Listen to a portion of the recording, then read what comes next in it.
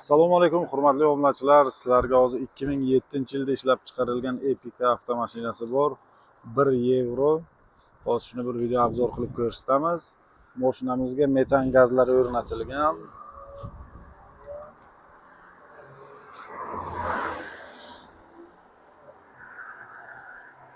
Avtomat korobka.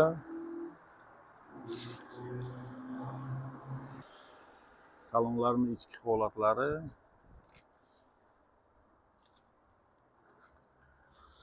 Hurmatli obunachilar, mashinamiz zo'r holatda turibdi. Mashina egadan dehqondan, egasini o'zini telefon raqamini qo'yamiz, o'zi bilan savdolashib olaverasizlar. Stoyka chashkalarini ko'rishinglar mumkin.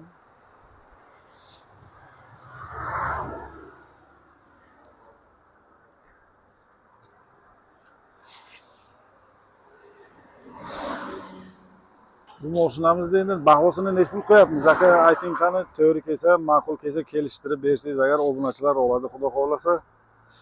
6000 deyapmiz aka, kelishamiz. $6000 kami bor ekan, ko'rib savdolab olasizlar.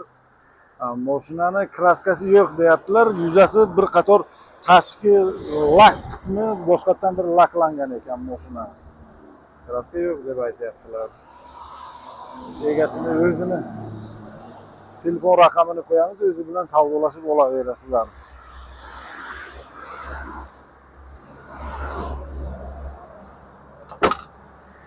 Ana shu nomerlarga telefon qilasizlar, xudo xohlasa.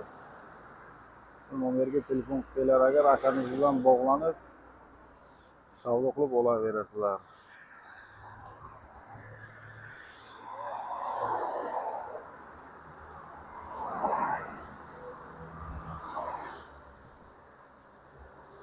Bu faqat naqdga sotiladimi, qanday?